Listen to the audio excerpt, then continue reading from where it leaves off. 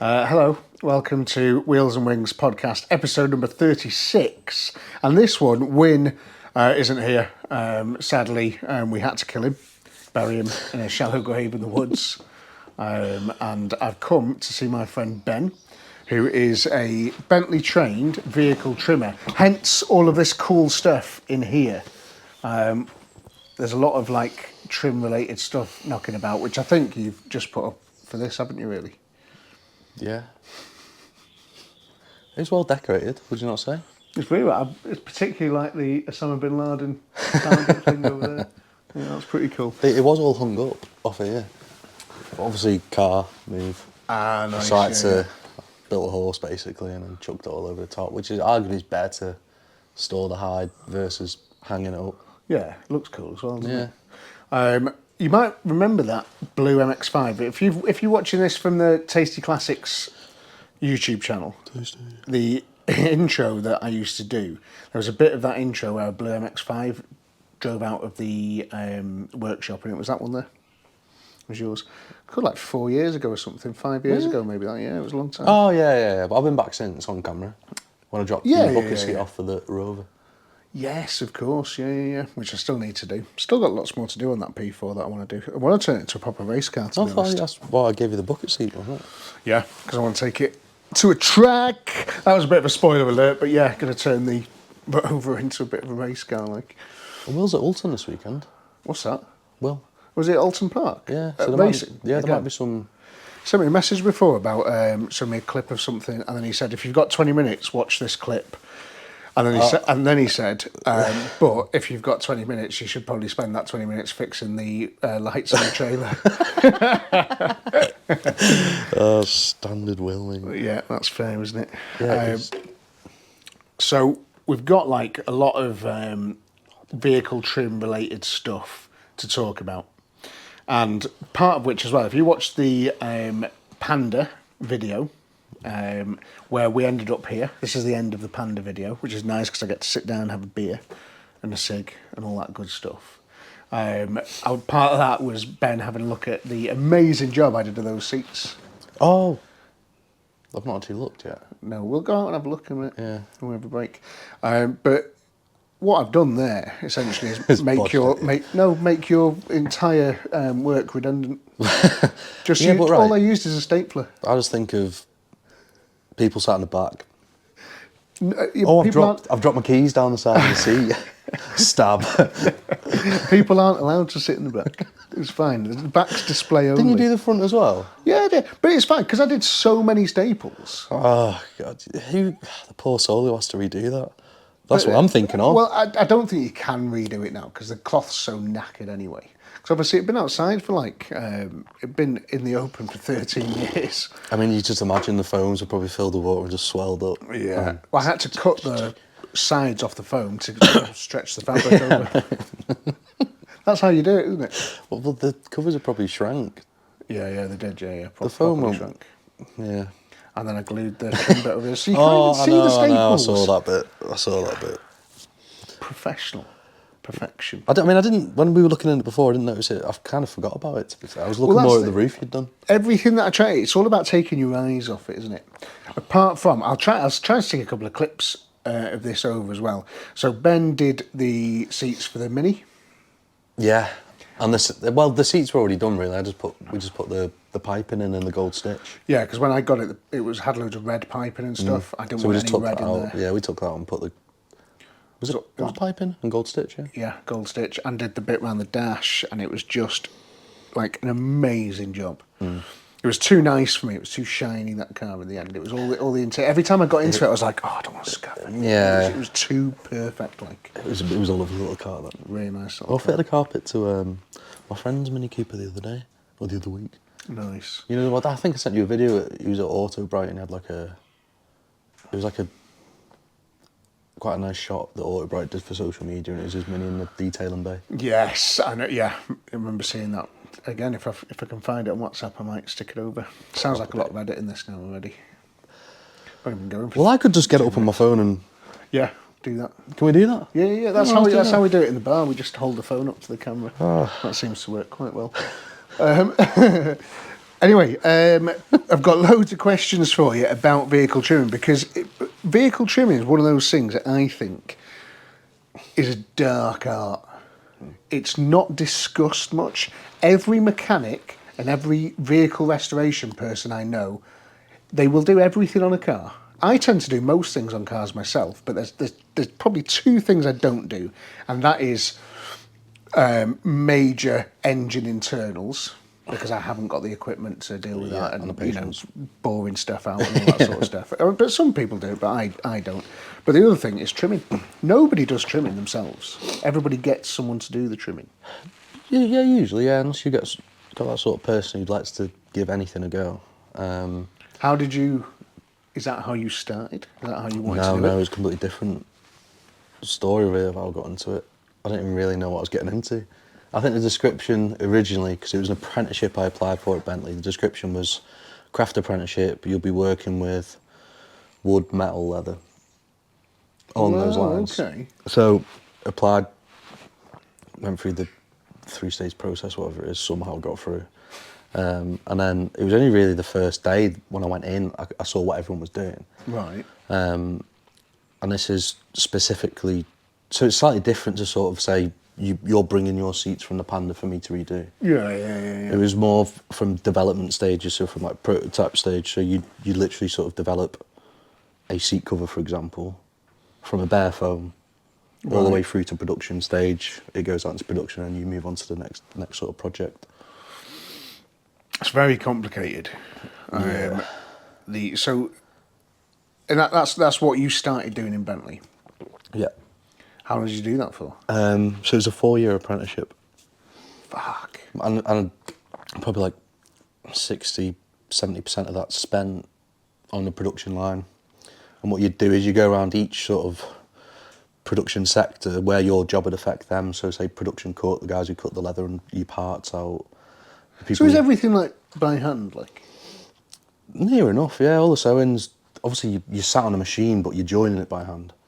Well, yeah, I don't mean like the physical sewing bit of it. I know that's All the cuttings on cutting machines, you'll have.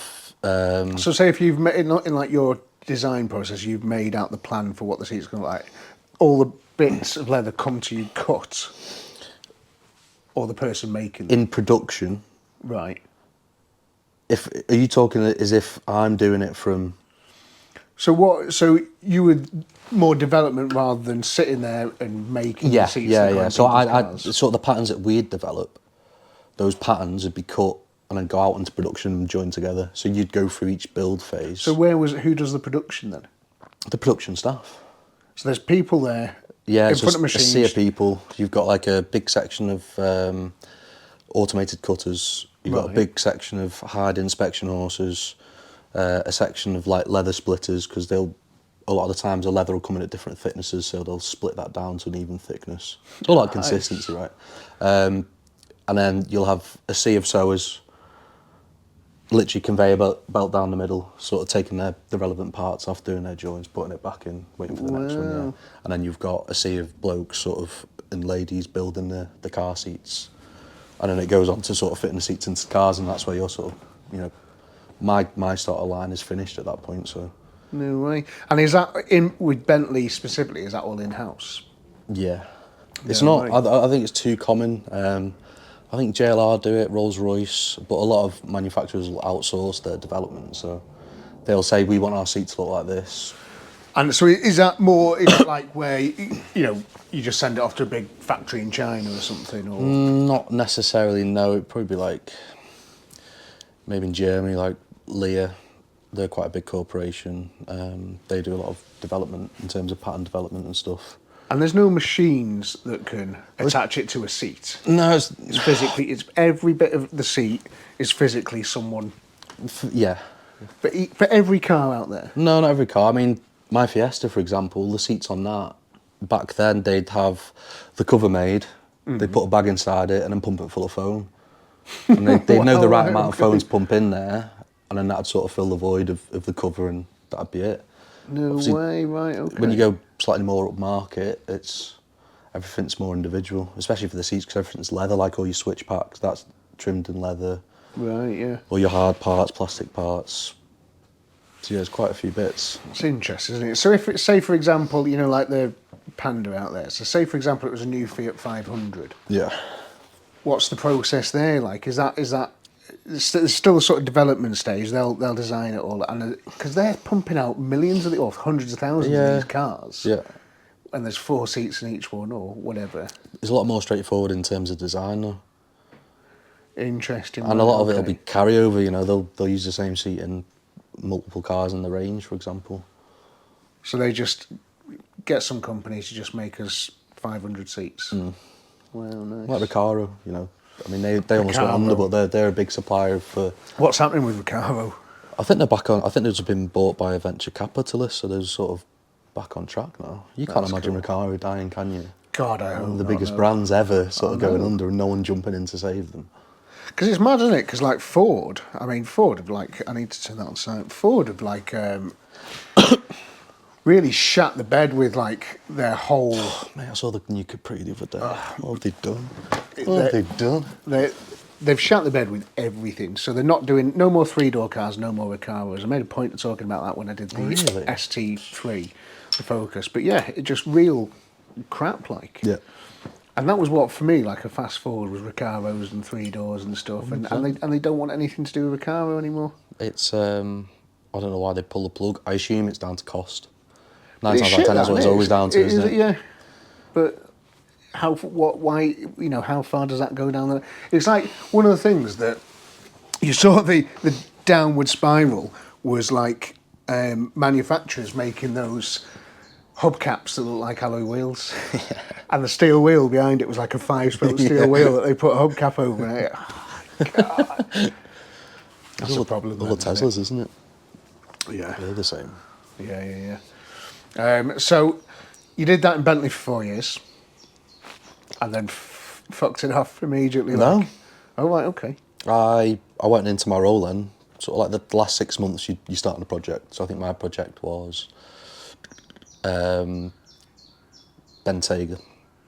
Oh wow, the 4x4. Yeah, so I think it was short wheelbase, and I think I finished on extended wheelbase. It was around COVID time, to be fair. Nice.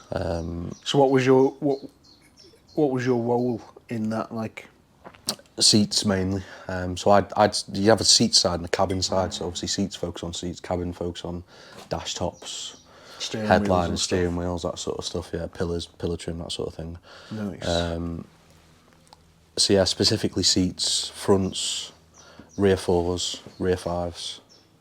What's that mean?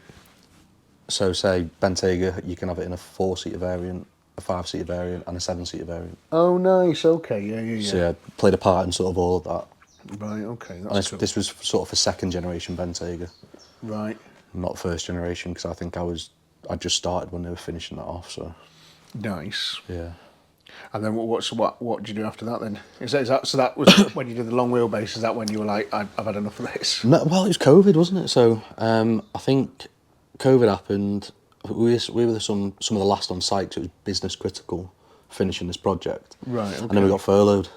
Whilst I was furloughed, I had an older sewing machine. I didn't have this set up, but I was doing jobs here and there in between. Yeah, I remember you doing bits for me. I think the first thing you ever did for me was the Visa. Yeah, the Visa seat. So nice. And I think that was over COVID, wasn't it? It was over COVID, yeah, because that was one of the first restos I did out of the workshop that got Yeah, down. they came out nice. I was quite pleased with that. So nice. So And yeah, that was just grey cloth as well, wasn't it? Yeah, grey velour and then some grey vinyl as well.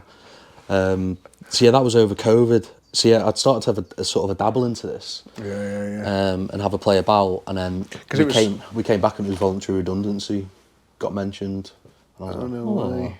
well, let's maybe see if we can do this. And then yeah, managed to get it. Sit in my workshop and smoke cigs and drink beer all day. No boss. Yeah. Brilliant. Because it was through Rob. If you're watching this from Tasty Classics, you'll know Rob, who comes and helps us with stuff. Absolute legend, Rob. Love him to bits. There's so much stuff I couldn't have done without him, really. We'll have to do a segment on him because he helped me so much with the Fiesta as well. Yeah, well, I can't.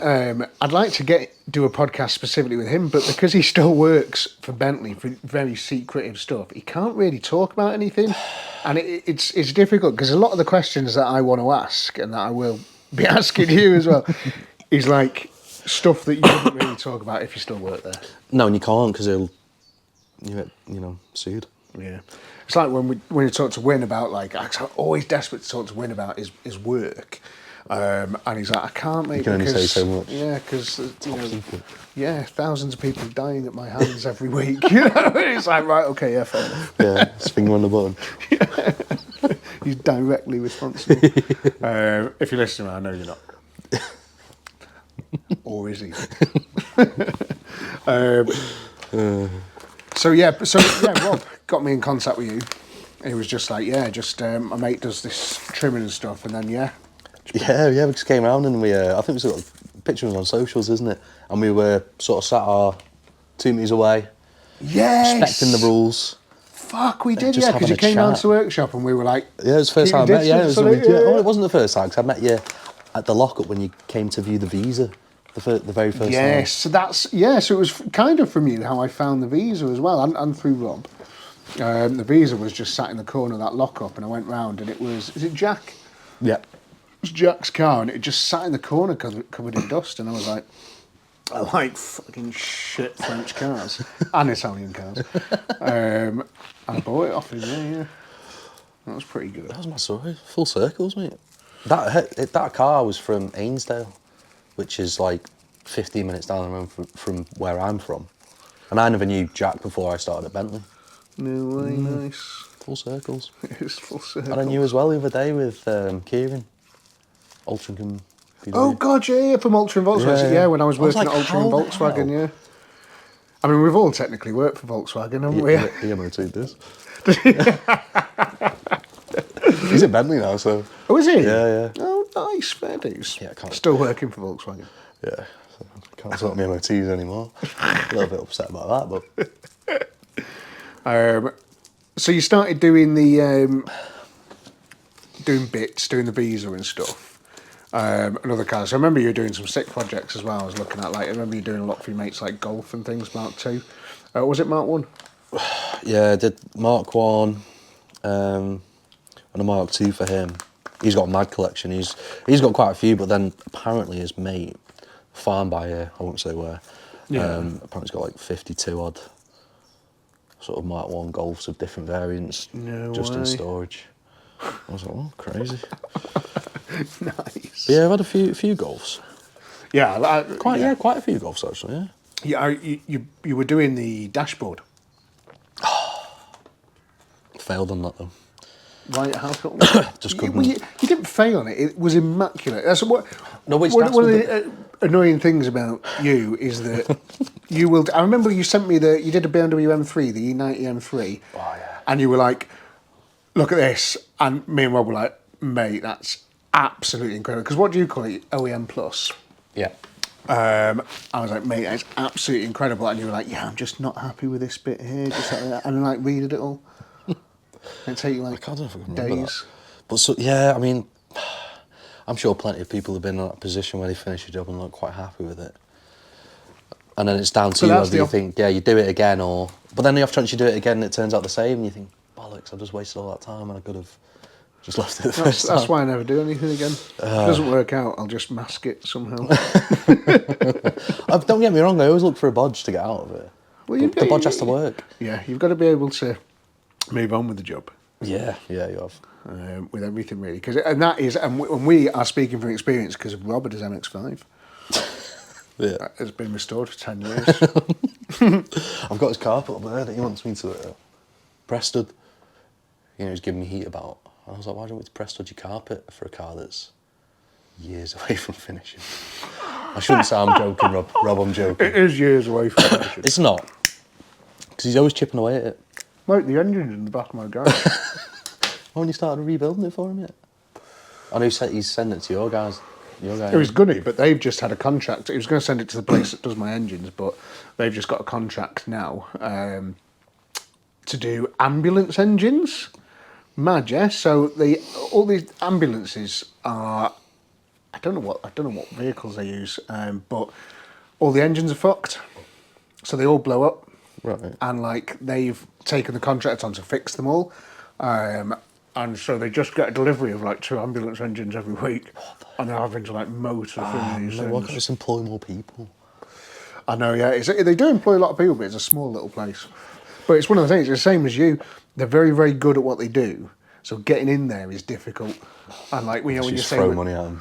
yeah, or when say to them, oh, I've got my mate's MX-5 engineer. Can you give it a strip down, clean, and build and stuff? And they're like, not really, mate. No. But for me, it's like if instead of saying no, why don't you just price stupidly and then enough chance the customer says yeah, you quid in, aren't you? Yeah, it's true.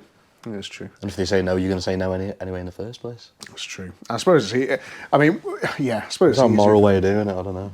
Well, yeah, you're right. I suppose, yeah. But where's your perfectionism come from? That's a good question. Because you are definitely. I mean, I'll try and find as many bits. Send us a load of photos. Never quite later achieved on. perfection though, but yeah, You do sort of every always try time. and- Like it's better than it's better than what was there before. And the manufacturer's done that. Do you know what I mean? True. I mean, don't get me wrong. Since I left Bentley, I mean, the first couple of years were pretty hard work, but yeah, over time, the more jobs I've said yes to, because I always try and say yes to any job, because I learn so much from it, even if it goes wrong. So I think I've sort of got used to that over the years that have gone by, and sort of I'm more happy with jobs now, if you like.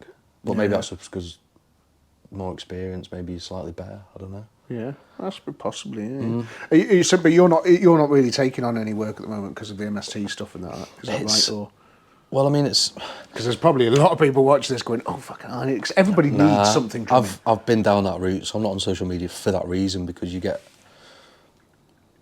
I think people just have a nice idea in their head of what they'd like things to look like, but then they're not willing to pay the money for it. That's why I stopped doing customer work on classic cars, because it's so hard to price a job. You've got to find specific customers, and then once you find those people, you stick with them. Yeah. It's like Alcantara these days is like 90 quid plus a metre. Fuck. Right, Yeah, okay. so it's... How many steering wheels do you get out of that? I mean, you could probably get a few steering wheels out of that, like, but... Yeah. Yeah, I think, and also it's experience, isn't it? You're paying for experience. Like maybe at the start, when I started, I was happier to charge less because I didn't have that sort of knowledge. Yeah. I'd come from Bentley, learning the Bentley ways, doing it in that stance and focusing on just Bentley seats in effect, and then coming into a world of trying headliners and pillars and steering wheels and all this sort of stuff. Yeah. Did the headline on the truck as well? Mate, I do not know how that came out so well. It's so nice. It's still mint. And we still haven't put the strip in the middle, have we? No, I still need to put the strip in the middle. Is it still holding up? It's still held up by that bit. I must have glued probably like a 20mm width, and then the middle strip. Somehow managed to get it up in there, and we still need to finish. We've got the dash and the sun visors up there. Yeah, needs to do that. Truck needs a full cab doing, but one of the reasons why I haven't done that is because it's rough and ready, and I use it as like a bin wagon. Yeah, we just have a cover for your seat or whatever. Well, yeah, but everything, it's like all the kick panels, all the stuff, all the dash and that, it gets shit thrown on it all the time, and it's just, I kind of like it as a bit more of a utility vehicle. We do oil and leather, don't do vinyl, and see how it goes. Yeah, if you get damage, we redo it. Yeah. Simple as that. But to be fair, I've got E30 M3 headliner we're finishing off, that Alpha seat, and then I think I'm pretty much... Have you got anything that you could show us that you're working on? It's nothing that exciting, really. Well, the Alpha seat's maybe exciting because... Is that here? It's quite historical, that thing. Go on, let's have a little gander. E30 M3 headliner. Got quite a good match on the material. So so turn it over then. Right, so knackered old headliner just wants completely redoing. Yeah, you sort of, obviously over time, you have foam in between, or foam on top of that. So has it not got a backboard or anything? No, it's white rods, metal rods. Oh, nice. It's like the Mini. Sunroof. Yeah, cool. That's smart, isn't it? Yeah. So what's the process then? So you've got all that's... Yeah, so I've just pinned that together just to process it through the machine so you're not holding on to everything. Oh, no. So I basically set that 20mm. To match that? Yeah, and then... So is that your right in there? Yeah, I've done the measurements and... Nice, that's cool, isn't it? And then you just put it together, put the rods back in, hand it back to him, and he fits it to the car. Yeah, I'll sort of lay that over, mark out where the original headliner sits. I'll give him enough excess so he can obviously tension it out. Nice. But then he knows where to cut down to as well, so... That's cool, isn't it? What's this? What's the new BMW 1 Series? What would you call that? Oh, I don't know. I don't know any of the new bits. It's the same. It's like a G something. Well, it's the same. I think it's the same wheel across board really with the M3s and all that sort of stuff. So nice. This is actually Meg's cousin's wheel. Nice, right? Okay. Is wheels your sort of bread and butter? Because I know you do a lot of those. Or... Seats was always my forte. Right. Okay. Cabin did wheels in Bentley, Right. but I managed to sort of work with and do a slight project, and then my mate Joe, who was an apprentice as well, he was the wheel specialist, so right, I sort of got all my tips and pointers off him. Because you do some... Have you got any wheels that you've done? What's in the MX-5? Yeah, that's done, yeah. I think that's not too bad, I haven't looked at it in a while. Don't look at the dash though, because it's lifted. Oh, wow. So, yeah, look, speaking of like OEM Plus, I mean, this is... A bit of an overdue. It is a massive overdue, Yeah. isn't it? I mean, all the console and everything, but if you've got the skills to do it, you just do it because it's the sickest MX-5 dash. Nobody's got a dash like that in the MX-5. Well, in a sense, no, but as soon as I put it all back together, I was like, I've overkilled it. I've done too much. No, not at all. I have. Not I even did the cowling the and... wheel is so nice. Who's got a wheel like that? It's just beautiful. And what about, have you done this door card? Come look. Yeah, that one's been done, not the other one. But again, I don't know if I like it too much, you know. It's just nice. It's just plain and just simple and straightforward. I know, but when you start doing stuff, you then start looking at everything. Yeah, like why don't I do the glove box lid? Yeah, and then it's like, how far do you go? Is that did you do the gear knob? Yeah, but again, not a fan. I think it's just a bit too much. I like it. It's really nice. I like the way it's just like black in it, or you know. Yeah, we'll see. We'll get it back on the road first, and then. Oh, fuck it. Mate, you've been saying that for years. What do you mean? Why are you lying? It looks. We could do a Left 4 Dead on this, couldn't we? Yeah, I was going to blow this out as well because I knew you were going to comment. I'm waiting. It's the exhaust is the issue. Oh, Tried nice. to flex it in, but there's too much. And I was tubular. saying with the original, there's too much. They give too much clearance between the sort of transmission, so it dips down too far, and that's why the original one broke. So I'm going to get my mate Sam round and do a bit of chopping and welding, and then give it to Jace to. Jace is the same guy that's got my Capri. Big up Jace. I was trying to get some Castle Blasting merch to wear for it. What about these seats then? Ah, yeah. God. Oh, for fuck's sake, is that you? Not bad. How rude. Why would I mean, someone look do at that. It's immaculate, man. You didn't do this side? Well, no, but... No, yeah. I was going to say fucking hell, fair play. What about the wheel, though, yeah? Oh. Don't lift the thing I up. thought you said you stuck it down. I had until you lifted it. This I like a lot. That's really nice. Can I have this for the cheap next Chinese five? one? If you let me buy the reg and have this wheel, Smart, isn't it? God, use the right. No. It's cheap Chinese wheels that didn't line up. Right. Why couldn't Full you disclosure on that. It didn't. It would have lined up, but on the Boss there was 2 sets of holes, and I didn't know that at the time. So What I a put it in the wrong set of surprise! holes. That's so unlike you. It's so unlike me, corners. isn't it? You know, yeah. Well, it works. It's fine. Nobody had ever noticed apart from you. If you're going to raffle this off, you're going to have to let me sort these seats, mate. I can't, mate. You can't do it. It's be too much money. What needs? No, They're all all the covers are all faded and stuff as well. It wants ideally a nice new set of covers and stuff put on it, but you can't buy them. Well, yeah, but all this is so it's so sun faded. It'd be nice to really. You can't. You're not. Nice I'm not going to allow it. If you can't But get rid of the it. thing is that the cars, it's got a bit of sun damage up here and stuff. It's just how it's supposed to be. Staples don't belong in a car. They do. It's That's fine. upholstery. That's So give me a furniture. score out of 10 then.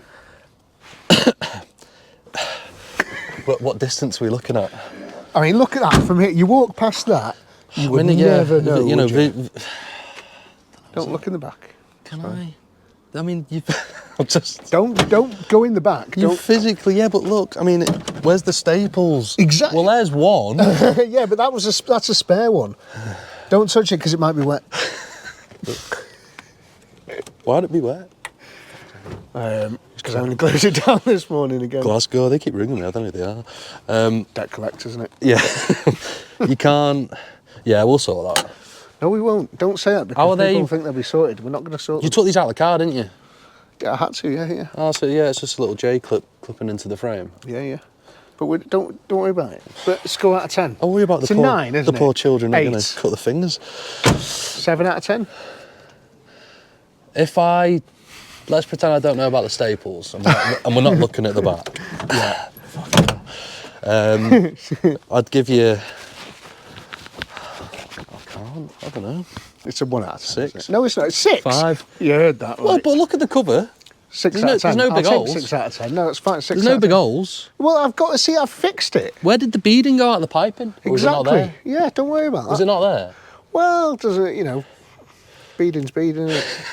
Beading for the bin. It's there, and you've cut it out. Yeah, I had to cut it out so I could make the things cover the staples. Should we go and sit back down? Yeah. I don't want to look at that anymore. It's giving me anxiety. I feel like I need to strip them off now and start setting them up. Oh, the Alpha seat. Oh, is that the Alpha seat? Yeah, but the covers. Have a look at the cover. Look how aged that is. Whoa! What Alpha's it out of? That is I'm going to have so to show you a nice. picture of this one. So this is the one. This isn't the exact seat, but the original seat out of the car. So there was another seat made for it. I mean, my back's aching just looking at it, but... Ferrari Enzo. What? Straight up. Ferrari Enzo drove this Alpha. No. Yeah. What Alpha is it? I thought I told you this. He is dead, isn't he? Yeah. He's dead. Who did I bloody send it to now? So Oh, no, I remember now, one sec. edit this down. Yeah, it's coming. Just give me a minute. You caught me off guard. Does suitcases Right, as well. it's one of these. What? No way. So whatever Alpha that is, the mate will probably kick me for this, but I've got no idea. It's an old Formula 1 car, isn't it? yeah. Yeah, that's what they raced before they... See, that's what it is. And That's amazing. So, yeah. And it was all hence why it hand-stitched. looks like that. It was all hand stitched together, which I find phenomenal. That's so cool, isn't it? He- Big, thick, strong leather, that as well, isn't it? Very heavy duty. I think they've sort of varnished it because you can see like the original leather there versus how it's reacted here. Oh, So I think they've put cracked, some sort of varnish over it. That's so cool. But yeah, there's quite a lot of history behind it. So So why have you only got the one? single seater. Oh, of course, he's only got one seat. Nice. Think of the money that he's going to save. I really want to find the picture of the actual car though, because I thought he'd sent it to me. I guess not. So yeah, but that's a favour for a friend because I think he tried to get a couple of guys down south to do it, but they were trying to do it traditional way to hand sew it back together. I just chucked on the machine like an absolute reprobate and took all that originality away. They're only original once, aren't they? Yeah. These are the MX-5 seats we're sat on, aren't they? Yeah. Oh, nice. Comfortable. What is the weirdest thing you've ever found behind a seat when you've been upholstering it? Right, so this was actually for a Mark II Golf for another YouTuber, Dan Chambers. No way, yeah. Yeah, top bloke. I've seen his caddy video. Yeah, I think he did quite well on that, didn't he? Yeah, really smart video. That's very cool. I didn't realise we were seeing other YouTubers, but fine. It was a long time ago. I think it was before I'd met. Yeah, it was before you met. Because I remember when I met you, you were like, "Oh, I know this other YouTube guy." I was like, "So, how can I be lighter?" Sorry. What was the original question now? What's the weirdest thing you've ever Yeah, found? so we're doing. I think it was near a full interior, but I had the seats here, and I was stripping them down, and then I found this like little. It was almost like someone had been in a photo booth, but it was a female who was just stark bollock naked, and there was several poses. Whoa. Yeah. Hot or? She was she was pretty hot. Nice. Have you still got pictures? I don't know where they are. I can't remember where I put them. Isn't it? I will somewhere. I want to bin them. I just can't remember where I put them. Nice. Out of plain sight, I assume. But I remember when I did the. I think you might have seen that big Pontiac Firebird, big Trans Am. I found. That was sick. That car again before the YouTube days. Don't have any footage of it, but the. Underneath the driver's seat for that was a little scrap of paper, and it was a Bible verse, and it was just something like, "If you die, die well," or something like that under this. But it was just, and I've got it pinned up in the workshop now. Kept But it. I kept it because it was like when I saw it, I was like, "Fuck, that means something. that means something." Because I assume that'd be an import, right? Yeah, so it'll be some They love all the Bible stuff over there, don't they? hardcore religion over there. Hardcore religion. Are you religious? This isn't. I'm christened. I used to go to church when I was younger, but I wouldn't. Did you really? Yeah. I don't know, I think religion plays a part in society at times. I think that's where society sort of loses its place. What from religion? Yeah, if sort of we were all still like devout Christians, if you like, I think there'd be a lot more unity than there is now. Well, yeah, maybe, yeah. Yeah, I suppose so. Especially the people who are different religions. Yeah. Definitely unifies all there, wouldn't it? I think it's a good tool for people to sort of like cope with things like loss. Yeah. And I like that. It gives you hope, doesn't it? Yeah, I like it. I'd like to think that when eventually I do stack the Harley into a lamppost or something, that won't be the end. There'll be something after that. I'll get reincarnated as... That'd be nice, yeah. I don't know. Cat. Yeah, a cat. Chill and Marley. Yeah, or some like Hot Babes driver's seat. That would be cool. I've got loads of other questions here for you. Wynne's asked a couple of questions. A-Sounds. Have you written stuff down? I made some notes. Fuck, taking this seriously. So Wynne's asked, have you ever met a real pilot? It is an interesting question because I actually wanted to be a pilot when I was younger. Did you? Yeah, I did my work experience at Woodvale RAF Airfield. No way. Straight up, yeah. You get along with him then, wouldn't you? Yeah, I think I would actually. Maybe not, because he's a bit of a twat. He seems nicer than you on podcast. Yeah, he is, yeah. And he also asks, what's the most he's ever drunk in one night? Oh, do you know what? I don't know. I'm one of these. I'll smoke when I drink, like we are now. Yeah, same as me. I only smoke when I drink. I don't smoke at work. Same. Unless I'm drinking at work. Yeah, same. Yeah. So I've got a fridge down here. I forgot what I was saying. What's the most you've ever drunk in Yeah, one night? so... Because I don't know why I would ask. I'll get to a stage, I don't know if I'll get like maybe past sort of 6 pints, 8 at a push. Really? Yeah, I mean, if you're on shorts, I don't know, it depends what you're drinking, doesn't it really? But it could... I haven't got great stamina. I'm a bit of a lightweight. And smoking doesn't help, it makes me throw up. Yeah. I'm a sicky drunk. Nice. Yeah. There you go, Wynne. I hope that's answered your questions. Here's a nice one from Wynne as well. What's the trimming job that you're most proud of? I think that's... MST, I think. But should we talk about MST? Yeah, we'll get into MST. So, MST, what does MST stand for? Multiple sclerosis? No, well, it's Motorsport Tools. Oh, right, yeah. Because they were his parts people, weren't He still is. Oh, that's still running, yeah. I think he... I might have to hook him up for the stuff for the Capri. Yeah, I reckon he could be keen for that. They'll do lots of bits out in Yeah, I think he could be keen. He's asked for the link to watch this anyway, so... Yeah. So let's make sure you don't give away any secrets. Maybe. No, I think he's... So what are some secrets? Well, I don't know. I haven't seen him for ages. I haven't done any work for him for ages. So how did that come about? So that came about... actually came about before I'd finished at Bentley or knew I wanted to finish at Bentley. It was a guy called Shane who worked with Meg and Bentley. Right. Great bloke. And he basically... He was a contractor at Bentley, lost his job, Right. And then I think MST was sort of applying for sort of like a project manager, so Shane was on board with that. But he knew I had sort of trim experience, so when they started to do the cars, because I think the car got to a stage where he had motorsporttools.com, he realised he had everything there to be able to build Mark 1 and Mark 2 Escorts. Because they started doing the shells, didn't they? I think they always sold the shells.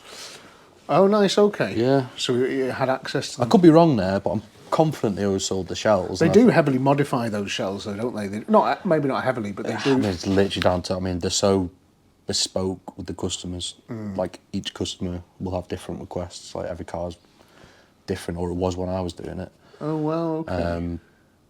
So Shane brought me on board.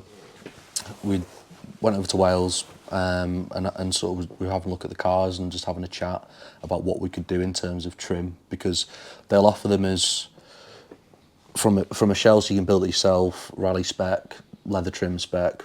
You know, there's so many different specs you can have. Nice. But someone who's competing in rally isn't going to want to have a leather trim dashboard, are they? So that's sort of how it progressed, and then we just sort of went through everything. He supplied a lot of the door cards, so you could see the original designs, and we just made patterns to match the original designs. And nice. so I think that the first job we did was the Mark 1, the red one, which I think there's plenty of videos out there. Johnny Smith did an episode on it as well. Yeah. And everything in there was all me, like from scratch in a sense. And So just doing the whole interior of the yeah, it's like the headliner. Because of the roll cage, we couldn't fit a traditional headliner, so we sort of had to. I remember when you were. I ended up using Velcro. Wow. Yeah, so like with the headliner we just looked at, usually you'll have your metal rods going through. Oh, and to you'll keep have a it held sew in. line. Yeah, you'll have a sew line there. Yeah. So I'd already tried this on an Anglia van. It basically just used pretty good high temperature glue to the roof of the car, and then so you other Velcro to the headliner along this seam, and I'd almost imitate the rods and just tension But it wasn't out. as bulky as. So You could fit it in down. It sort of went in between the aperture of like the roof skin where it's spot welded to the body. Yeah. And then we just finished that edge with the trim. Nice, that's cool. So there's that. His bucket seats as well. Like his bucket seats came with like a FIA approved sort of velour sort of cover. Yeah. It was all like spray glued on. So if you sort of cut that apart and put it onto leather, which is what he wanted, and then sew that cover on and put it on the seat, it's miles out. So all of a sudden you've got to start changing patterns and stuff. So there was that. There was the dash top as well. That was all patterned from scratch. So when you say pattern, so is that you're sitting there and you're working out exactly what these are going to look like going forwards, and then you can revisit it. So if you need to make another one exactly the same, you've already got. You've got the set of patterns. I don't know if I look around so I can show you, but I've got a dash top around there. But yeah, you'd have to make your set of patterns. You'd lay on whatever material you use and mark out where you want to sew, and then you'd join it up, make a cover, and fit the cover. And then from there, you either see if you need to make changes or you're going to be okay.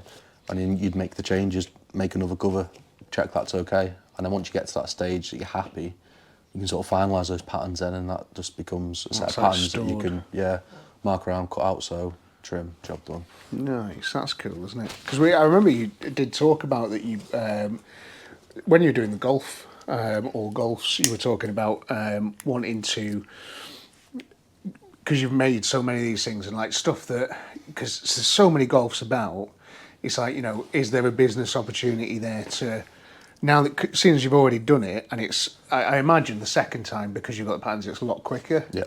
So, it's like, if someone says, I want a gear stick gaiter, or I want a wheel, or I want this section of the dashboard or something, you've got the patterns, you can make it. It's just a faster sort of job. Is that something you still want to do, or? I think so, yeah. I think it sort of makes most sense, but like I say, you just got to find the right market. Like I was fortunate enough to do some carpet mats for 2 Bugatti Veyrons and a Bugatti Chiron. No way. Just through a friend who looks after a fleet of cars for quite a wealthy Cheshire family. Wow. And, so from that, you've got the patterns for Bugatti carpets there, and I think Bugatti quoted him like 13 grand. I have had a look. You can buy some from, I think it's Italy, and they charge, I think it's about €600 for a pair of front Right, carpets, yeah. slightly extended because the original ones are very short. Right, So it's slide up stuff like underneath that. the pedals. Yeah, basically, yeah. So you think, well, things like that, is it worth sort of making bulk stock and trying to market it and sell it? But then you don't really have any brand recognition, do you? So who's going to be buying it? Who's trusting you? So sometimes it's better Yeah, to... it's difficult, that, isn't it? Having that side of things. You Yeah. can be the best person in the world, but if you're not, and that's why I've always sort of you annoyed me by getting rid of your Instagram and stuff. Really, I don't know what it was. I think I'd put a picture up and then I'd maybe not get as many likes or comments. I'd be like, people don't like that. And all of a sudden I'm looking at this thinking, why am I getting so worried about it? Yeah. And I'd also just waste loads of time watching videos on there, just scrolling endlessly through videos. That's fair. I mean, I do kind of miss it, like in terms of, connections with other people. But it's one of them. It must be more peaceful though. Yeah, loads more peaceful. It's just YouTube now that buys me. Just scroll through YouTube, but there's no social media to worry about. So Yeah, it's very true. yeah. No, that's interesting, isn't it? And it's just never that. I don't know. You never really got that much business through socials. And like I say, those would be guys who'd rather spend the money on making the car more powerful, and they like the thought of having an Alcantara wheel, but they're not willing to spend the money for it. So Yeah, but there's also the downtime. So, like, one of the things with the 911 at the moment, I would really like a wheel and gear gator. So, like, just a nice job, but I drive it so much, I just don't want to have the downtime of not having it. well, I might already have the patterns for that. But you're still going to need me to take the wheel off the car. And that's another thing as well, is I hate taking wheels off cars that've got perfect tracking. Do you know what I mean? Because you've got to make sure it goes back on. Yeah, of course. perfect. Or just go and get it retracked and stop being tight. No way, man. You should get a laser tracker. No way. And It's we can all just, come to you and... there was the guy that used to have tuned that used to do all my tracking and my suspension setups rather than tracking, and he did my 924. And I remember driving it out of here and thinking, this is better than I could imagine it's ever been. And he was like, yeah, I've just done these things for you. So I remember driving around and thinking, fucking hell, this is amazing. Some guys know what they're doing. But he's I don't know if it's a similar sort of thing, but he didn't really do much on the social media, and now he doesn't do it anymore. Oh, so he stopped doing it all? Partly, yeah, and I think he wanted to go into more of the touring car stuff, suspension setups as well. Yeah, probably more money there as well. Yeah, and a lot less hassle than trying to run your own garage. ABP, Motorsport are pretty good in Chavington. Right, okay. They're great for sort of setups and that. Nice. It's not a million miles away from Tarpley, is it? Or is it? No, it is, isn't it? It's not a million miles, is it? He was in Wrexham tuned anyway, so it's still a bit of a trek. Bit of a trek, yeah. So that's the MST thing then. So so you've done the Mark 1 and Mark 2? So we did. The red one and the blue one? Well, we did a number, and like I've done a number of like dash tops, grab handles, seats that have gone into cars that I haven't touched or seen. Right, Done the headliner here and there, but the sort of like the bespoke stuff, because each one was different. Like the roll cages were different, so like all the panel would be slightly different. And I'm not great with like woodwork and stuff. I'll turn my hand to it, but I don't have the tools and stuff to do a really nice job. So they end up bringing another trimmer called Dave on, who's an upholsterer by trade. Phenomenal work, so clean. I think he just finished a Mark II with a rear seat that he fabricated from scratch. Wow. In the houndstooth sort of material they have. So when you say an upholsterer, is that more domestic? Upholsterers like furniture, headboards, sofas, that sort of stuff. But he's clearly... Car. I don't think he's done that many cars either, but he's clearly experienced enough to turn his hand to it, because he's, like I say, all his work's just flawless.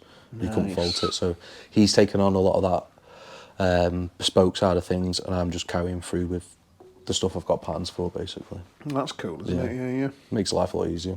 Any secrets from them? What are they building? What are they making? Can we talk about them? I don't know. I mean, I know most of the stuff they're working on, they've already put out there. So like they're doing so they've done the Mark 1 and the Mark 2. Yeah. But they're doing, I think, an Evo 1, which is like still a Mark 1 shell, but carbon fibre panels. So all the carbon fibre panels they've had the tools made for. Some tools are specific to them. And I think they're doing the Mark 2 Evo X, is it? Yeah, I've seen that. Yeah, that was the one with the blacked out windows because they hadn't done anything. Yeah. And I'm sure there was talk like early on of like vans and stuff like that. all still Ford and stuff, but Yeah, I don't know what the route is forward. Like I say, I've spoke to him briefly. I've got a few bits and bobs to do for him, but it'll just be parts sent to me and I'll send the parts back. So I'd love to go down there and see their workshop. oh, right, yeah, I reckon we could get that sorted. That'd be dead cool. I think Carl would be keen for that. It'd be nice to take something Ford-wise down there and just sort of... You can't not go there. Not in the Capri. Yeah, well, that's it. Maybe get the Capri down there and just a couple of big shopping baskets. Yeah, just have all this. Oh yeah, cool. 'Cause that's where it is where. I mean, there's loads of things I need to buy for it. I need like the rear-wheel drive conversion, Z-Tech sump and stuff. I wouldn't mind a better inlet manifold, turbo inlet manifold, a few things like that. It'd be worth a chat then. Yeah, definitely. None of their cars are turboed, are they? The MST Escorts. No, they're all. Don't call them Escorts either, do they? No, they can't. Yeah. Yeah. It's fascinating how they can get around still making one though. It is. Well, I can't remember what they're called. Bottoms or Bodnums. Right. Well, they're like officially through Ford remaking the Mark One. Oh wow! Right, Yeah. Okay. But yeah, I guess with MST, it's not a resto mod, is it? Because they're making them from scratch. So Yeah. Same with a lot of minis. There's a lot of minis that do that. yeah. Because it's just you can buy everything from the shell to the window Yeah, winders. they're all still quite common and popular, aren't they? How long does that last? I don't know, but Well, I'd say they're fucking ball ache to work on as well. yeah. I don't think I'll be doing another one of those. Unless it's just a will it one. I don't really want to do any more sort of big restorations either, to be honest, like that. It's too much hassle, isn't it? Shiny ones are, yeah. I'll have to go for another piss, but I'm sorry. Yeah, that's cool. We'll have a quick break. Tea break. Oh, nice. I guess I am going to have to ask the question that everybody wants to know, and it's the first thing that everybody wants to know with trimming. How much does it cost? Depends on the job. Yeah, well, of course it does. Yeah. With everything, isn't it? It's like how much to weld sills on my car. Well, it's like, what do they need? Do they need inner sills? Do they need, sills? Do they need the rear caps? You Do pay they what need you- inner wheel arches? What are you talking about? You pay what you get for, don't you? Like, if I come to you and ask you to sort my seats, and you say, "I'll do it for 50 quid." Phenomenal. Let's do it. Yeah, and then And then end up like you mine. do that. Staple them up. It's a tricky one. But it's what I think, because it's such a dark art that it is. People don't know enough about it, and I think people are scared to. If they've got a car and the steering wheel's letting it down or the gear gator's letting it down, and they can't just buy one off the shelf. Yeah. You know, how much does it cost? I mean, gear knob gators, usually you're looking at like 50, 60 quid. Steering wheels, I mean, I used to do them for like 100 quid. But, I mean, if you've done a wheel before, you can maybe do a wheel in like 4 hours. So, like, making your cover, getting it on, sewing it. Yeah. Plus materials and stuff. Plus materials, yeah. So, I think recently I charged $350 for a wheel, which was a tri-stitch, so it's a little bit more work because you've got to sew a stitch either side of the cover on the machine and then lace it up. But you've got to make sure when you lace it up, everything butts up perfectly, right? Right, okay. So it takes a little bit more work. So that then is a more realistic figure for me charging a wheel versus 100 quid. Yeah. Because if someone said it is like, well, I could make 350 quid doing one. Exactly. So why am I going to take a 100 quid job? And also because now I do contracting, a bit of contracting, I've got a day rate. So if we've got a job that's going to take me a day, then I'm not going to charge less than day rate because it'd be pointless in me doing that. Yeah. Unless it's for, say, a friend, you know, I'm not going to do that then. But I really only tend to do jobs through mates now. But then it's down to the customers. Yeah, there's a lot into it, but because it's one of those. It's all sort of good trades. Always very reluctant to give out prices for anything. I remember before I knew you, I went to get a price for. I think it was the truck seat. It was just the seat in the truck. And again, I took the truck there, and he was looking at it, and he still didn't want to give me a price. Do you know what I mean? you don't know what you're getting into. Because you don't know what you're getting into exactly. You don't know what's underneath. Do you know what I mean? So I think sometimes it's probably better off giving a worst case and a best case. So You're willing to pay this, and then Yeah, and then work back from that, which I think is what he did. He said it's going to be, worst case, it's you're looking at 800 quid or something like that, because it's a massive bench seat, isn't it? And then he was like, but obviously, work back from that, But it is fair, isn't it? Because a lot of people, and it's the same with car stuff as well. If you don't do it, you don't know what things cost. You don't know how long something takes, and you can't get annoyed with people who will ask how much, because that's the biggest driving factor for them to get anything done. Yeah, is how much. Yeah. What about repair work? You hate doing repair work. I don't really bother. It's more hassle than it's worth sometimes. I know there's a lot of people out there that. So it's usually bolsters, isn't it? Driver's side bolsters. Usually always driver's side bolsters 9 times out of 10. There's a trimmer called Seamline Automotive, who I followed for years on socials, and he did specifically Mark II Focus RS Recaros.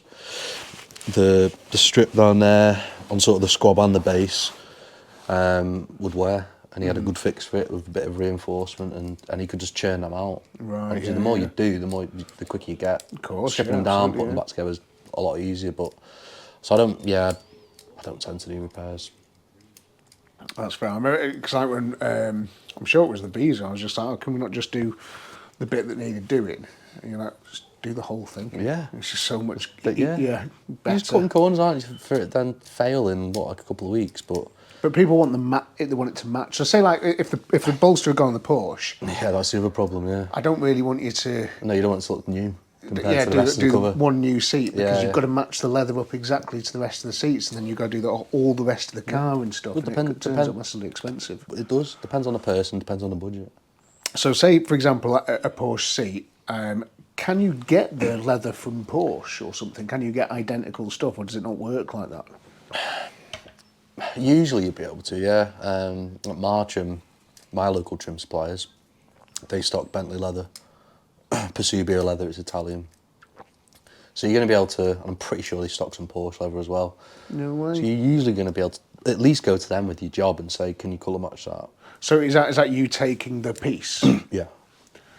So it's the same, is it? So when we go to paint suppliers, we take the petrol cap. Yeah. And you go like, And you get close to it. It's like that E30 M3 headliner. I'd look online, couldn't find anything original. I think in America they were selling them for around $800, but that's all I could find. Right, okay. So I went to Marcham and said, do you have anything similar? He was like, give me a minute. Comes back with something like near enough identical. So it's like perfect. You saved me so much hassle there. It's cheap as well, so it was great. Anything 800 quid from the States as well always ends up being like 1,200 quid after all these Yeah, tariffs. yeah, and exactly. shit, And how long you're waiting for it as well. Yeah. But I mean, yeah, that job's actually through the original fabricators that started off with MST as well. Oh, nice. Okay, that's cool. They'll ring me every now and then saying, got a job, do you want it? Stuff like that, you sew up and post it and they just fit it, so. That's cool, isn't it? Nice. But yeah, I think that's, the sort of, have you found that they're the sort of main things that you've been asked for with trimming, is like repair work or like how much and stuff, or what's your usual sort of inquiry? I haven't had inquiries for ages, that's the problem. Apart from like, obviously recently, the Alpha seat there. That's so bespoke, that though. Very bespoke. Like I say, I'd already been to a few people beforehand. Oh, what? And they'd just been like, But they were trying to do it the original way. They'd hand sewn it, so they like managed to get a needle through the piping and then through the back panel and just do that all the way around. But the two people had taken it to a saddler and an upholsterer and a trimmer, I think. And they were bending needles, snapping needles, couldn't do it. So yeah, I just did it on the machine. It's not traditional, but it's not the original seat in the car, so we just wanted it on basically.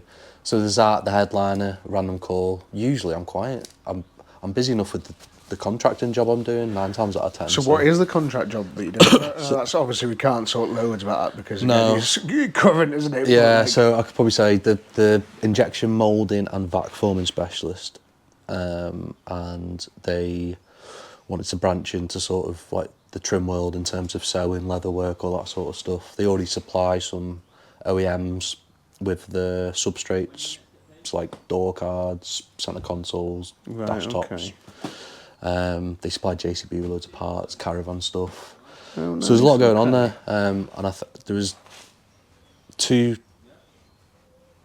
guys Dave and Mark, who were both in Bentley. Dave was a manager of cabin, and Mark was on cabin as well. Right, okay. Mark's originally an upholsterer, got loads of experience, a legend of a bloke. Taught me a lot as well. So, I forgot where I was going with that. Mark and Dave, Bentley, that was it, yeah. So, they started there. Dave left Bentley, went to this place and started doing work with them. Mark followed to sort of start the sewing aspect of things. So they'd already known about you? Yeah, I think they found out I'd left Bentley, and then I got a message off them saying, would you be interested in sort of come have a look and see what we're doing, and do you want to get involved? So I was keen because it gave me an opportunity then to be able to train people as well. So yeah, it's been quite an interesting journey. We're doing loads of different things, working on suitcases at the minute. Yeah, that's mad, isn't it? Is that to smuggle drugs? They're not a bad idea, maybe they are. It's just so easy. But I mean, it's China and Asia who really make suitcases, but we've vac formed some of the shells for a company, so we've started to,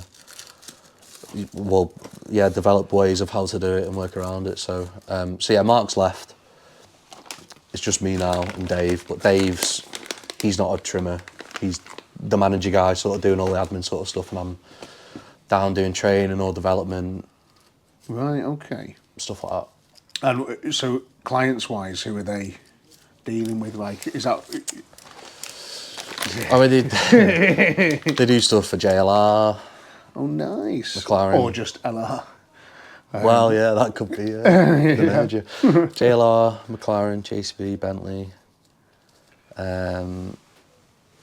There's a few bits and bobs, like Swift Caravans, that sort of stuff. No way. Big name people, then. Yeah. It's interesting. It's interesting. Like I say, the director there's got an idea of where he wants the business to go. It's always fascinating as well when they're like, you mention like, British manufacturer like Land Rover, and people go, oh no, they're owned by a, Indian steel company and that, and it's like, a lot of it's done, isn't it? No, it's the majority of those things are designed, built, manufactured. Most of the aspects of it are UK. 100%. And it's the same with loads of other manufacturers. People are no, but yeah, it's just someone paying the fucking bill. Yeah. Do you know what I mean? It's still very much a British industry, which I love, and is why I'm very sad about the Jaguar thing. Well, you got to give it a bit of chance. Well, I'll give it all the time in the world. Dude, weirdly, actually, where I work, we're doing a few bits of that. What are those bits? Some bits and bobs. I do an ex-colleague from Bentley, because when I started, there was a lot of contractors there. Sort of like 40s, 50s. There's Meg. And they've basically travelled the world doing development. That's Meg? Yeah. What's she driving? Fabia. Why is she not in the fucking big Skoda thing? More miles, isn't it? I don't put miles on the Fabia. So, mate, honestly, it's fine. I'll give it when she wants, but usually she lets use it.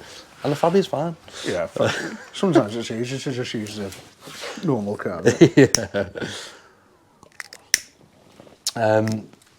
So one of my ex-colleagues from Bentley is, I think he's about to retire or he's retired, but he was doing trim development at JLR in Coventry, where they're like the design places. So I know he's been working on the interiors to the new one. I've seen a few bits. Good? Yeah. Yeah. A lot of OEMs at the minute are looking at like how they can look at like weight saving or be more eco-friendly. So they're moving to like. Hi, Meg. Ben said I could smoke in here, by the way. The podcast is running. Yeah, that's why I was going to walk slowly. Come on, say hi. Make sure you get the caddy in it. Yeah. Well, that'll be the next Left 4 Dead, I think. Not wrong with it. So why waste on starting?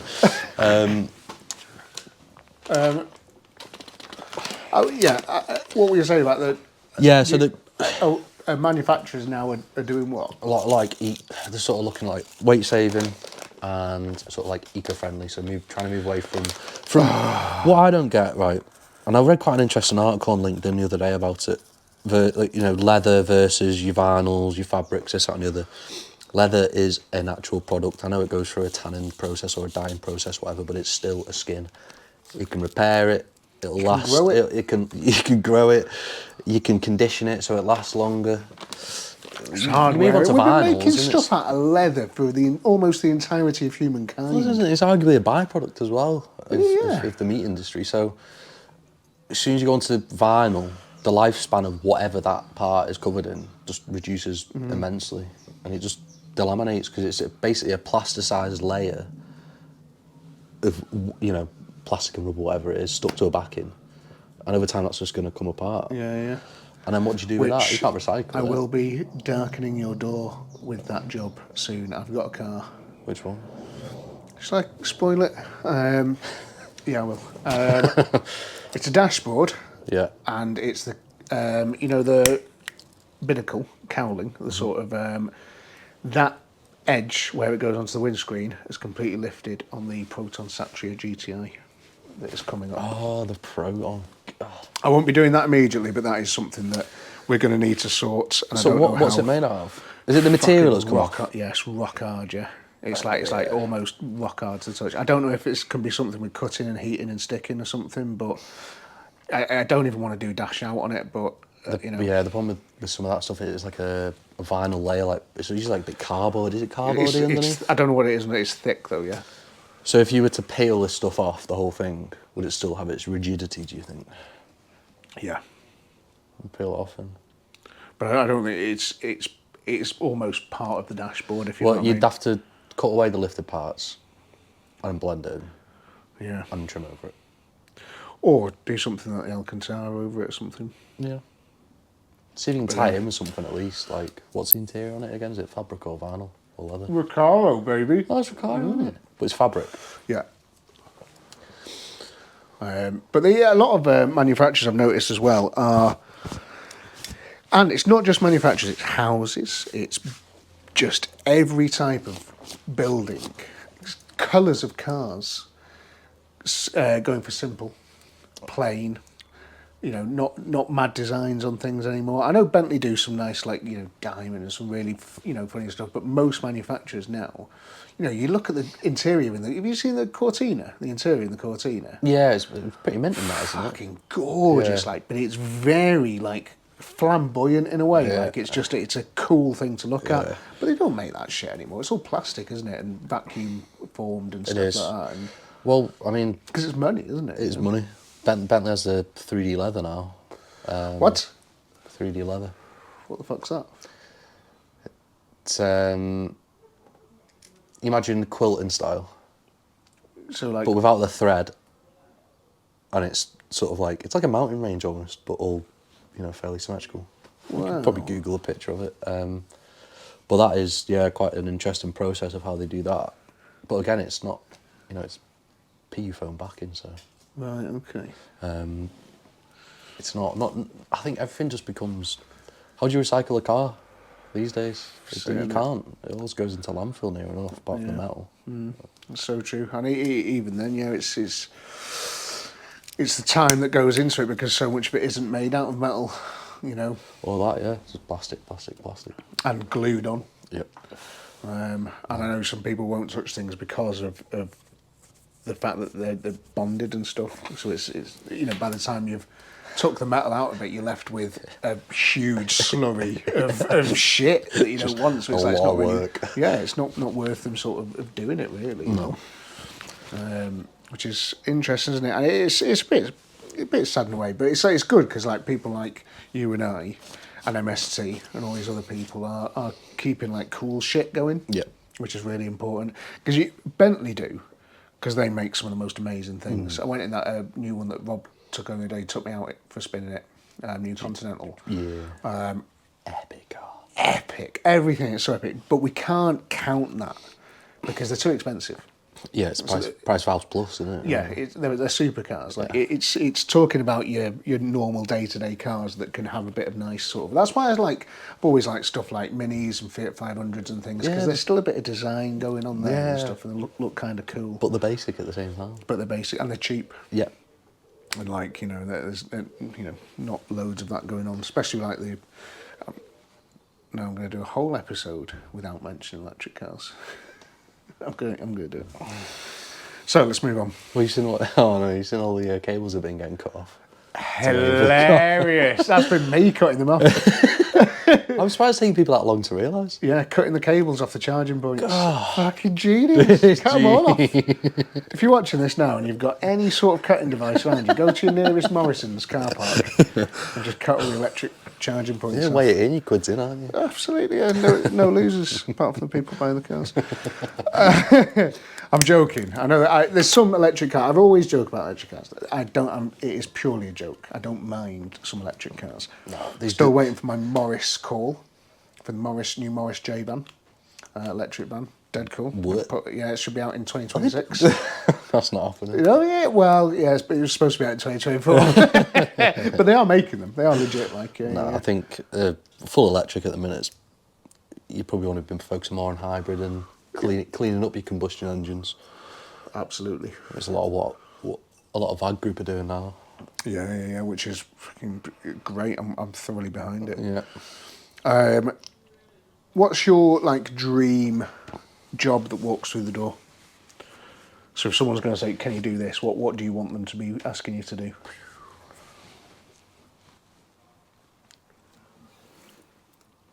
Do people usually just think of these things straight off the top of their head? I just did that. Yeah, fair enough. What would I really want to do? If you've got the rest of the week now, you've got a job to do. What would you prefer to be? What's the most sort of comfortable and ease of sort of it's like. Because I'd imagine stuff like headline. If the car's here. Oh, you as mean well, like job trim specific? Yeah. Right. Yeah. Oh, sorry. I don't mean just like, that. What other job do I want to do? I want to be a spaceman.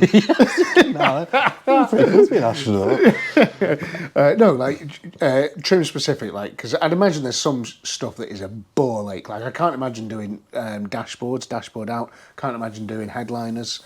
I hate doing headlining. Depends on the headliner, doesn't it? If you've got a hard substrate that's just held in by some grab handles and sun visors. Where did a Sierra 3-door Cosworth, the headliner had dropped. I thought this was going to be a horrible job, and it was actually really nice. Right, okay, Yeah. interesting. So some jobs can be surprising. The ones with the rods are slightly different. If you fit in that, then it's a lot more work. You tension everything out and gluing it, all that sort of stuff.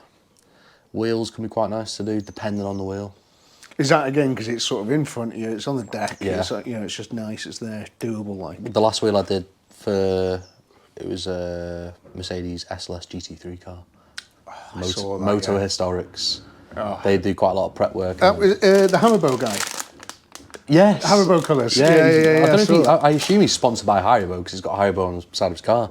So we did it in the colours, but that wheel was a bit of a ball because I haven't really done a tri-stitch wheel for bloody years. So. And it was a funny shape because it's a racing car. Isn't Yeah, it? So yeah. And you got all the paddles in the rectangle. way and they're all torqued down. I didn't really almost rounded one off. So I was like, I'll leave that there. Yeah. So that was a bit more of a troublesome one. But if you're going for just the general cross stitch on the wheel, and you've got one seam, you just make it nice and tight, glue it all down, punch your holes, sew it up, done. Nice. I think you have it done in like a couple of hours. That's cool, isn't it? So they're not bad jobs. That Alpha seat, I'm not looking forward to getting that back together and doing that. But I'd say the hard bit's done. Yeah, wheels usually because they're quick to do. Yeah, And that's they can be cool. nice to do.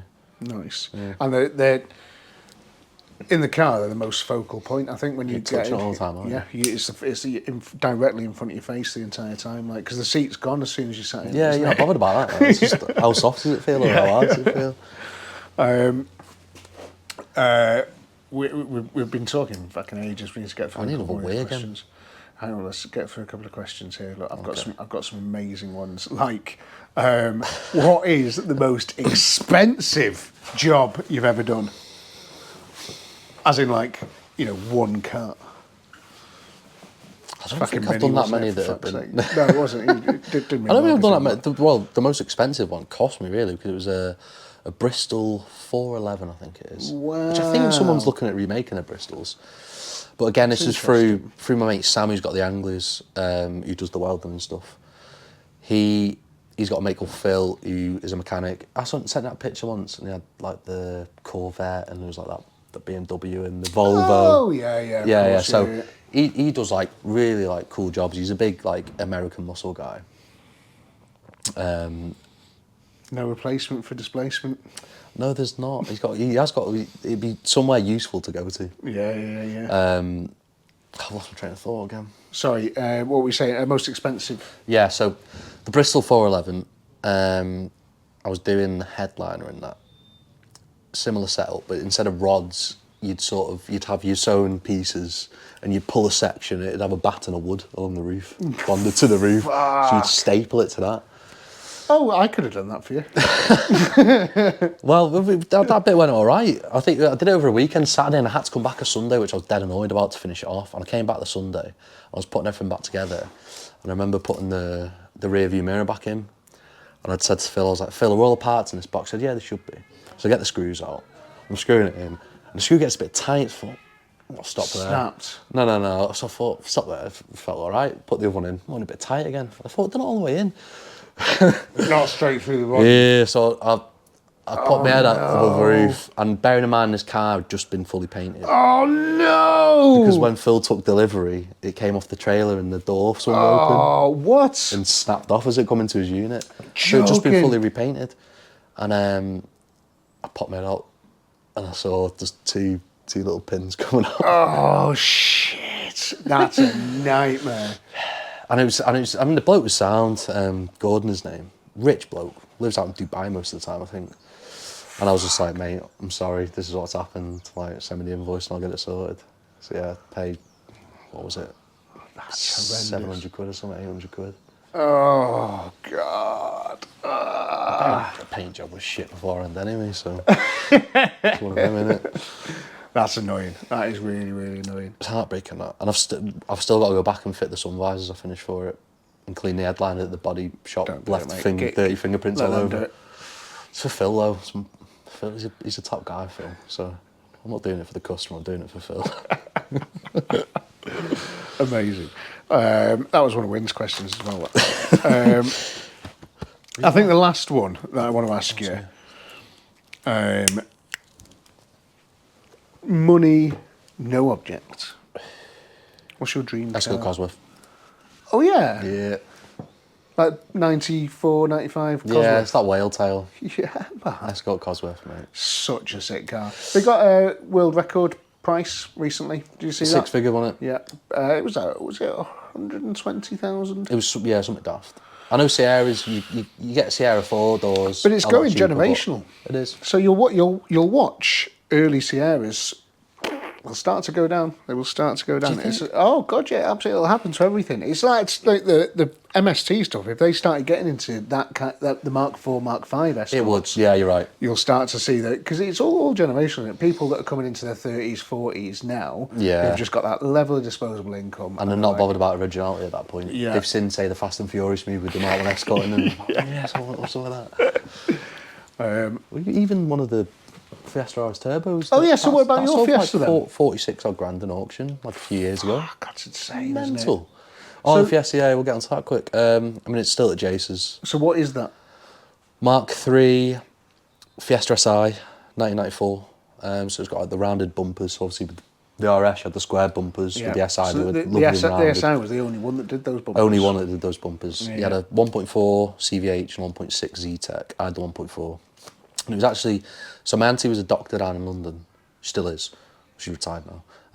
She bought the Fiesta brand new from, I think it was Chiswick Ford. What, your one? Yeah, brand No new. way. Chiswick Ford, I think it was.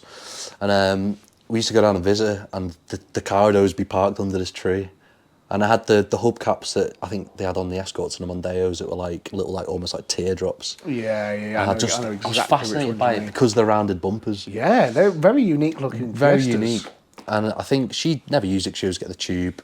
Got put in my granny's garage in Formby, and then my auntie said, "You or your sister?" My sister's like 4 or 5 years older than me. She said, "Whoever passes first can have the car." I passed first and got the car. Nice. And then I remember doing a bit of Googling, what can I do to this car, like, and FiestaSI.com was a forum all about Fiesta SIs. So I got on the forum, still talk to a lot of the guys off it today, and it was a great community, and just spoke to them more, found out about engine conversions and what you could do, and just got a bit carried away. It's sat under Mum's carport for a good number of years next to the sea, so it was immaculate when I got it near enough, bar the odd 10p rust patch on the wings. Yeah. And then I think when we eventually got it to Middlewich, like 8 years later, there was quite a bit of welding work to do. Right, okay. Is that one? Did Rob help you with that? Rob, yeah, that just goes to show how much of a legend Rob is. Like, it'd be, because we were trying to get it done. He's always more than happy to work on everybody else's car. Oh, mate, it's apart from his own. Yeah, to whatever hour it is as well. Like, as long as he's fed, he's happy. But I think we were getting ready to do a road trip down the North Coast 500, so I was like, it's a good opportunity for me to get the car done. But when the extent, it was like we had 3 months to, I mean, the amount of welding we had to do. Really? Inner arches, inner sills, Bloody outer hell. sills, wings, parts of the underside, footwells. It's going to need all that doing again now, isn't it? Well, yeah, I'd never waxed the sills actually, so potentially, yeah. She's been dry stored most of the time. So she's in Jace's with my She's in Capri at the Jace's, moment. yeah. But yeah, Rob would be down there weekday nights, weekends till like 11 o'clock. I'd get him a pizza and we'd just be like welding away or doing whatever. So. Fuck. And then, yeah, so we got it onto the North Coast 500, got to John O'Groats. I had oil pressure issues, broke down like the arse of John O'Groats. So you changed the engine, you forgot to mention. Oh, yeah, so yeah, the conversion to a 2-litre Z-Tech. Is that Mondeo? Out of a Mondeo, yeah, Nice. silver top. Got it up and running, ran great, but I think it was a really hot summer and the temperature gauge wasn't working. So I assume something happened. I never found out the issue, but yeah, broke down in John O'Groats. It was a long journey back. I'd basically left the car, and I think 5 days later we were coming back from Perth. We went past it on a loader. No way. Oh my car! Took that out. No, actually, no, I didn't. I skimmed the head, took the head off, skimmed the head, did a load of work. Me and Rob built it back up. I literally remember it. Built it back up, started it. I was like, it's running sweet, Rob. Got out the shutter door, shut all the gate, locked everything up, and an oil pressure issue happened again. It cut out. Oh no. So I ended up swapping that for a 1.8, which is similar power, and that's what's in it now. Put Omex throttle bodies on it last. It's got running throttle bodies as well. Yeah, throttle bodies at Omex 600 ECU. So is that the reason it doesn't run at the moment is because of the ECU? We got it running, and then we got it running with all the loom out, and then we put all the loom back in, and then all of a sudden we weren't getting spark, and we just couldn't figure it out. So we don't know if we've done something to the ECU. Right, okay. Whatever it is. So yeah, that'll be obviously, as soon as it's back, it's onto that. But that at that point, once you've got that fixed, it needs mapping and it's good for the road again. So Nice, 'cause that's cool. all the work had been done really. Nice car. Looking forward to seeing that. So on am the I. road again. Yeah, so am I. And obviously a little MX-5. So what other cars have you got Transit Connect. behind the camera? By the way, there? if there's any mobile mechanics in the Cheshire region, please let Ben know. Needs a clutch. And you can have a dry garage to work in as well. Transit Connect, 2 Mark 1 caddy pickups, which aren't actually mine, the Megs. Yeah. So there's one out there, one in a container. The Superb, which is the daily. The Fabia, another daily. And yeah, the Fiesta as well, obviously. Nice. Very, very cool. Yeah, it's a good number. None of them work, really, but... It's rookie numbers, mate. Well, yeah, sorry. Well, can't all be as hard as you. Get on Facebook Marketplace every night, innit? Well, can't now. I'd never get anything done. Yeah, it's dangerous, man. Yeah. It's really dangerous. Well, I think that'll be it, I think. Legend. It's been a pleasure. Yeah, really enjoyed that. I hope I hope you've enjoyed listening or watching this, and it's a good insight into the trim world because it is a bit of a dark art. It's a bit of an unknown. I hope I haven't bored anyone. That's always my worry. Probably. Everyone's asleep. Yeah, I always go into everything that I do thinking like the worst.